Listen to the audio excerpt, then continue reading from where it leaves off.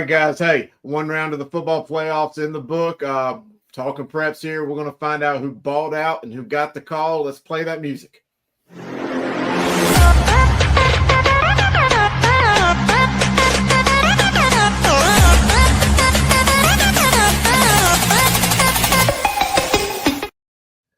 All right, guys, here we are, Talking Preps crew. We're going to find out who balled out, got the call. Week 1 of the high school football playoffs. Let's go up to South Garner, Wake County. Elijah Clark in a 62-14 victory over South Central. Clark ran the ball 15 times for 333 yards, 5 touchdowns, averaging 22.2 yards per carry. Teammate Chase Hardy, he also ran the ball 10 times for 218.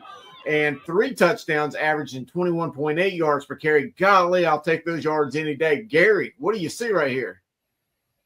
Well, I'm noticing a trend in around the state, in the last 4 or 5 weeks, that teams are starting to rely on the rushing game. And that could be because the weather's getting colder or they found their identity. But, the Russian attack does 2 things. It makes the other team have to stay on the field and keeps their offense off the field. And it demoralizes a team when you have a guy running up and down the field on you like that. So, this is not the only big rushing game of the week, but to have 2 players to get over 200 yards, that is simply remarkable.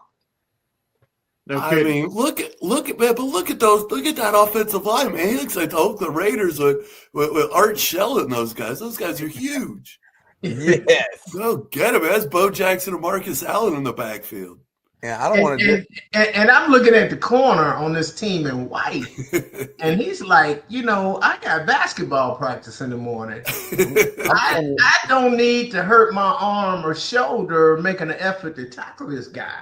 I'm gonna tell you right. If I'm the defense coordinator, I'm thinking about a new career right now. If I got 500 yards posted on me in the rushing game, like that's got to be depressing. That's a slow death right there, man. My Coach God. Shell, I don't think I had Art Shell on my bingo card today. Hey, you never know what you're going to go with me, man. I'm a child of the 70s. I'm Gen X. I can only remember up to about 1999. I'm right there with you. It's got to come from there. Yeah, hey, our own Jim West said keep an eye on South Garner. Looking at those stats, he may be right. Let's move up to the western part of the state, Asheville, Clyde Irwin High School. Caden Engel in a 41-21 victory over Hunter Huss. Engel completed 22 of 31 passes for 366 yards, 2 touchdowns, ran the ball 7 times for 49 yards, and 2 more touchdowns. Coach Griner, this is a team that played a tough schedule. They lost their best player early in the year. They have survived through the playoffs. What do you see here from Caden Engel? Well, I would say I would have a hard time saying they lost their best player. This quarterback is a college level quarterback. Saw him last year in the playoffs. He's a big kid, got a strong arm, very poised in the pocket, prototypical style. Like he's got a great release, can see down the field, can stay in the pocket. This guy is going to be a really good quarterback for the years to come, no doubt. I think it's a sophomore year or junior year right now, isn't it? Yes. Yeah, he's balling. I think. Sam, go ahead and give your favorite reference. Who's he look like? Nah, he don't run enough for Tim Tebow. Like, man, I like a little lefty now. I ain't gonna lie to you, but he don't run enough. He don't run enough for me. He did try to run the ball last year. He looked like left-handed Jared Goff, man. Big, tall kid. Yeah, that's more comparable there. All right, let's bring it back to the Piedmont. West Rowan. Grant Graham, hey, we got some music on that clip. In the Falcons' 41-23 victory over Southern Guilford, Graham completed 11 of 20 passes, 266 yards, 4 touchdowns. Coach Hells, what do we see here? What we see is a quarterback wearing number 44 is what I saw in that last clip, but I know that can't be him. No, this is the guy right here. I mean, look at it. He's got his eyes downfield. He's got his arm ready to go. Quick release. Look at that thing right on the money.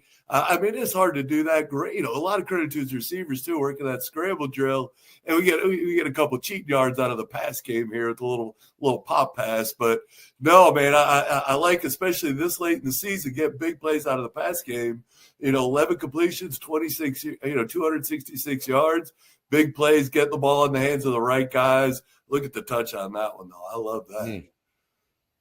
Man, Yeah, Yeah, there's yeah, 44 on that clip. big time. Yak. Big time, big time. Hey, let's talk about somebody else that's big time. And by this, I mean really big time. JJ Galley, Dixon High School, which is down there, Onslow County, Jacksonville, North Carolina, in a 58-50 victory over Rockingham County. Galley ran the ball 36 times for 429 yards. That's right, 429 and 7 touchdowns. For the season, Galley has 3,138 yards, 40 touchdowns on 319 carries. His rushing ranks him 4th in the country, number 1 leading rusher in the state. Coach Griner, that's a lot of yards. That's a big man right there.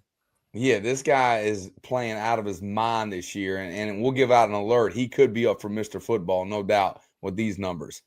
Pretty spectacular. I mean, anytime you're getting – I would just keep giving him the ball. I mean, that's exactly what they're doing. Is he unstoppable? He possibly could be. I mean, this guy's putting up, like, video game numbers, not in Madden mode either. This is rookie mode, the way he's putting it. That's Barry Sanders, Oklahoma State numbers right there. Wow, No wow. doubt. Well, hey, guys, we got JJ Galley in the studio. JJ, incredible numbers. Tell us about this season. How's it going? It's going great so far, you know. I mean, we're finally winning. We just won our first playoff game in history. It's going great. All right, I want to give you to the coaches, but I got one question. Are you able to walk during the day? You're carrying the ball so much. You've got to be the sorest guy in Onslow County. Yeah, I take care of my body. I actually just had some treatment today, so I always get my body right after a game. So, JJ, you're averaging on the year 10 yards a carry, top 5 in America. What was the last nice thing you did for your offensive line? Right before the season started, we had a big cookout. I brought them all some barbecue chicken. My man, that's my kind of running back right there. What like how do you do this? Like how do you have a season like this? Did you see this coming? Did you know it was possible? Honestly, no, I didn't see it coming. I thought I was gonna have a good season, but definitely didn't think 3,000 yards was in the picture. That is crazy. That is JJ, wild, man. what is your go-to running play? Do you like power? Do you like inside, outside zone? What is your go-to running play when you hear that play called in the huddle? Or It's got to be power. Love power. it's with got to all- be power. Okay, good. Do you have a favorite guard? Do you like pulling behind, or do you like them both? Don't say both either, dadgummit. Tell me Say the one both. you like. Say both. I mean, every play. I mean, Jacob Davis. I love running behind him. Number 55. He's amazing. A little thing that my favorite player that I've ever coached of all time, Javon Gwynn, plays for the Falcons, played guard for us, and we had a great running back and stuff like that, like yourself. But I tell you what, there's something about a guard that's nasty, and he sticks his face in there and paves the way. And so it's pretty cool to give him a shout out right there. I appreciate that. Yeah, he's amazing. He's in there every day, putting in the work, just doing everything he can. JJ, All right. How do the colleges see you, or how do they envision you in their program? You know, as we watch the NFL, college, high school, and it seems like running backs are devalued in the NFL. How do they see your value in college? Well, I'm hoping to be valued high. You know, everybody kind of turns their nose up at the single wing, but I mean, I think the film shows itself. I kind of go out there and I mean, breaking tackles and avoiding getting tackled should show that just because I'm in a single wing offense, it's not spoon fed to me. I do my part too. You definitely do more than your part. I got a unique question for you. Yeah. If you're top 5 in the nation, you're doing more than your own part. That's for sure. What is your favorite part? 2-part question. What's your favorite part of the single wing? If it's the illusion, if it's the direct right at you, tell me what you like about it the most. And the second part is you got to give me one nickname for an offensive lineman you guys have. They all got unique nicknames. Like I got to have one of those. Okay, my favorite part of it is people know what's gonna happen and they still cannot stop it, no matter how they try. I like it. That's my favorite part about it. And then, as in a nickname, do you mean like names we have for our offensive linemen? Yeah, it could be it could be an individual name. It could be a team name for the offensive line. Like, some people name their offensive linemen, or like I'll give you an example. We got one of our guys, we call him Cheese.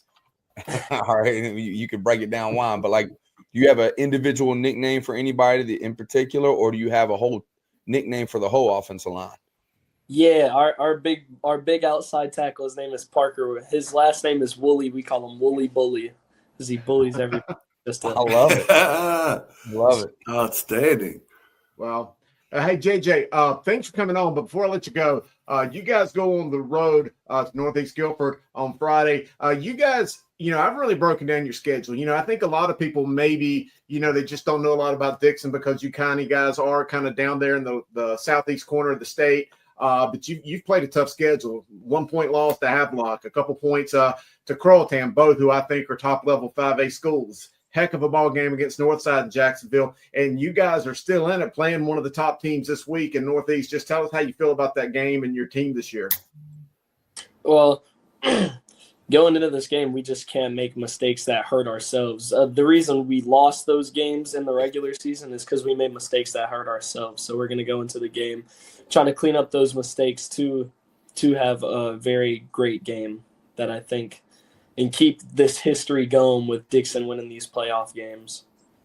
All right, JJ. Hey, you balled out. You got the call from us here on Talking Preps. We appreciate you giving us some time to talk about your incredible performance. Best of luck on Friday and in your future endeavors playing football on Saturdays. Thank you. All right, guys. Hey, what a young man, JJ Gallet. That's a lot of yards, guys. Yeah, a whole lot. 400 yards Friday night? Are you kidding me right now? Yeah, and his team, Dixon, they're averaging 44 points a game. So most of those are probably on his shoulders, but incredible. But anyway, hey, we're going to take a quick break here on Talking Preps, but we will be right back.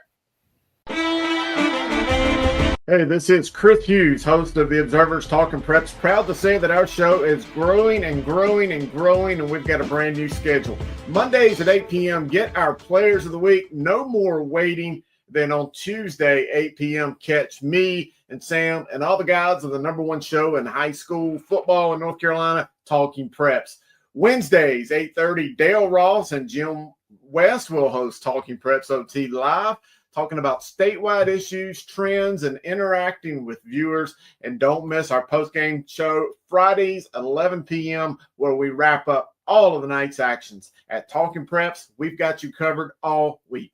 All right, guys, here we are back again, Talking Preps, breaking down the top players from North Carolina from the first round of the playoffs. Let's go back, and we're going to talk about a guy. I think we had him on last week as well, Central Cabarrus High School, DeMonte James, in a 38-10 victory over Southeast Guilford. James ran the ball 20 times, 244 yards, averaging 12.2 yards per carry.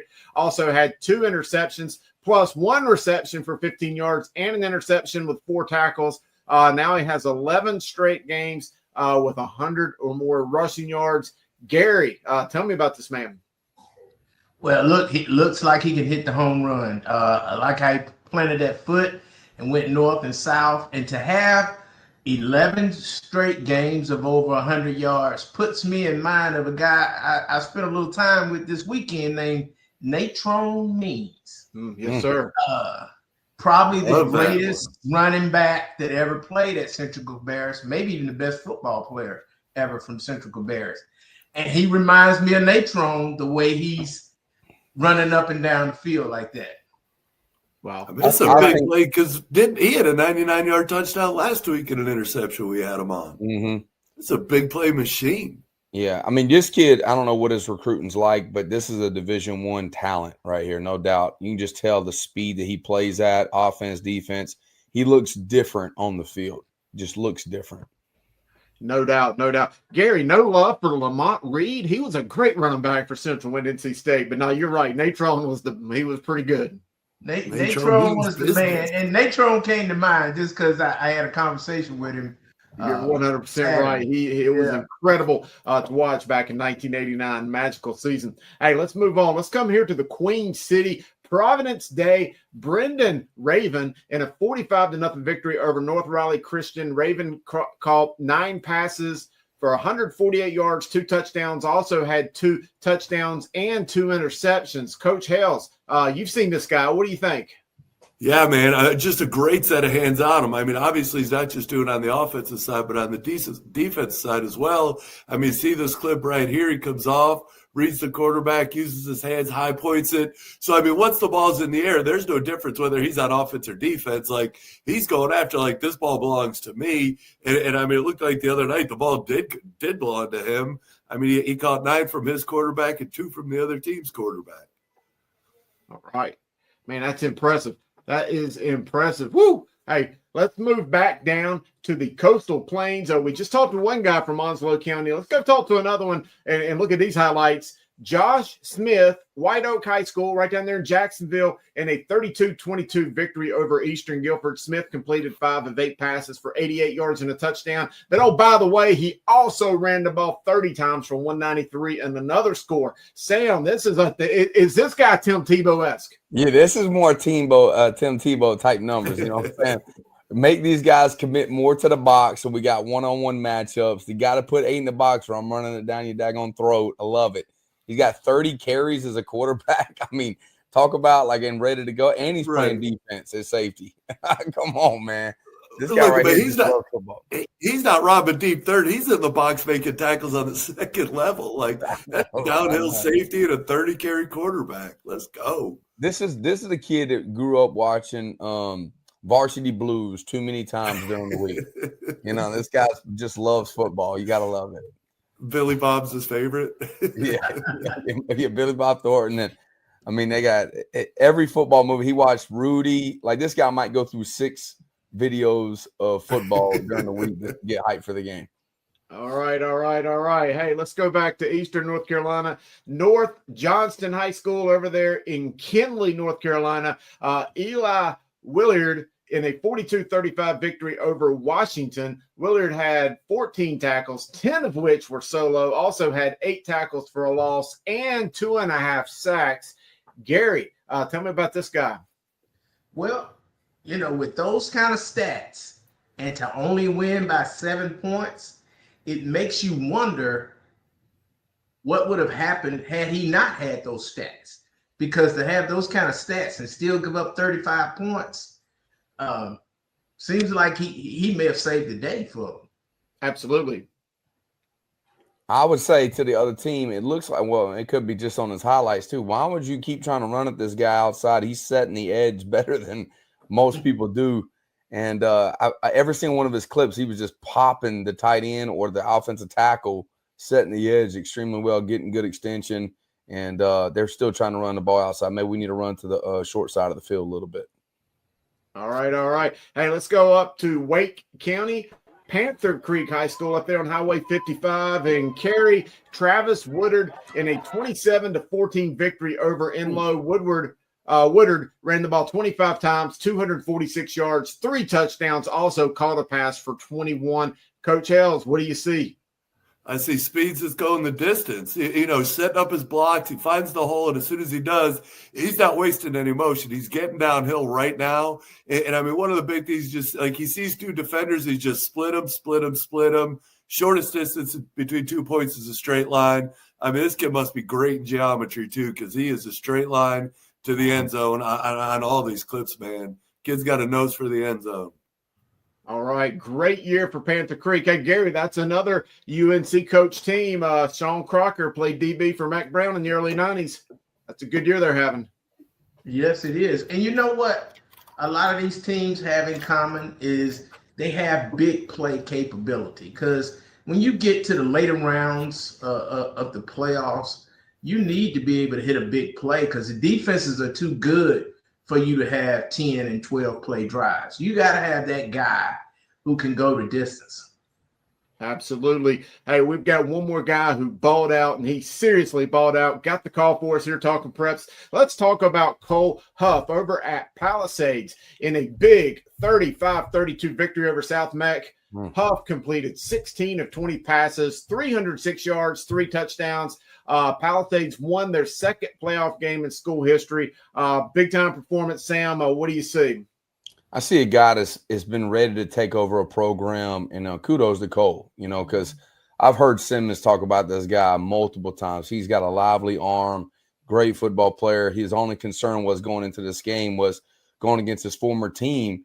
He was like, how is he going to react? I hope he gets, he doesn't get too emotional about the game. And obviously he balled out because he had 3 touchdown passes in the game. They're all explosive plays and led his team to victory over a very tough South Meck team. So great job by Cole, no doubt.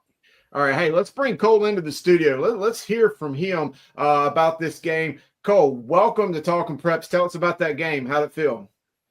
Man, just seeing like all the people that I used to play with, it just felt like kind of different than any other game I played in. Get on the field, just knowing that, I had to go through them at the end of the day. Like there was no going around it.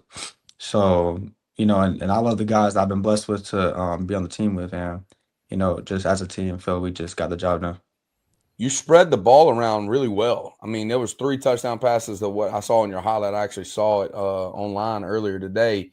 And weren't they all 3 different receivers, if I remember correctly? Yes, sir. Yes, sir. That's pretty good, man. That's really good. And they're all explosive plays. So you found it working the offense. And you're a dangerous team, no doubt. Are you excited about the second round matchup? Yeah, I'm definitely excited. The whole season, we've been just trying to show that last year wasn't, like a fluke year for us. We're just trying to prove ourselves. So, that the best way to do that is to go against, the best of the best. So, yeah, we're definitely excited. We got to get a good game plan for next week, and we're gonna see what happens. Cole, what did you do, like, as far as preparation for this game? And I'm not necessarily talking about during the week, but like Friday from like 5 o'clock till 7 o'clock. And you had referenced earlier, playing against a lot of guys that you already knew. Like, and I know the emotions are definitely different for that reason. So, like, did you do anything different, or how did you kind of combat those feelings? I got like a lot of text messages, leading up to the game. Just, everybody kind of like just putting different stuff in my ear, But, at the end of the day, I just had to like zero in on the main goal, just keep the main thing. And, just kind of block out all the other noise that I didn't feel like was needed for that situation. So, and we got the job done. At the end of the day, I just tried to keep myself calm, didn't try to press too much, and ended up working.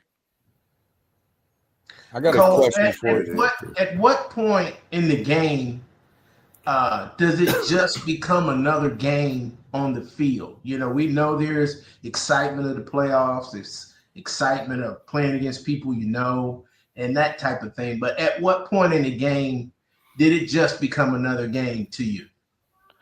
I would say from, the first snap, we threw the ball on the first play, and, it only took me like one throw just to get in the rhythm, kind of like really lock in and just put all the other emotions aside and just understand like what the job is to get done. And especially, the game plan that was drew up, it was great, especially for the first drive. We had like a really quick touchdown. I think it was on the 3rd or 4th play. And, that really like got the ball rolling. And after all that, it was, yeah. So Simmons has been like talking to McFadden about his play script. You just gave the info. Oh, no. Question for you. This is something that I'm just curious about. You were with Joe Evans for a good part of your career, okay, or at least a year, right? And Yes, sir. I want to know what that handshake was like walking through the line. I'm not gonna lie. I think he missed me on that one. I was walking through. I was halfway. It's all love at the end of the day. Especially in the weight room. They helped elevate my game. I think they put like 20 pounds on me. After the season ended, and that's just a blessing in itself. But I mean, the handshakes at the end of the game. I was just trying to get through it. I'm not gonna lie. Did he give you Did he give you a little extra, or was it just like very cordial, like a little clap?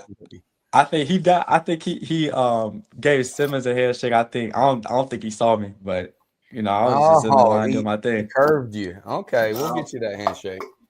Hey, Cole, Don't be starting stuff, Sam. Don't be starting stuff with Joe. he is. Hey, Cole, you guys get to go to Huff on Friday night, take on the top team in the 8A. Tell us your thoughts on that ball game. That's a big one. Yeah, the game plan. Every single week, we always just. I'm that's the most thing I'm confident in. especially if I see it on film. When I see something that I feel like the whole team like has like a common goal and like that we know that there's something we can attack and execute on, that just gives me confidence and gives the whole team confidence, I feel like. And when we just get a little bit of confidence, the team that we have, man, I feel like we can hang with anybody at the end of the day. All right, Cole. Congratulations being named one of our Talking Preps Players of the Week. You balled out. You definitely got the call. Best of luck on Friday. Yes, sir. I appreciate it.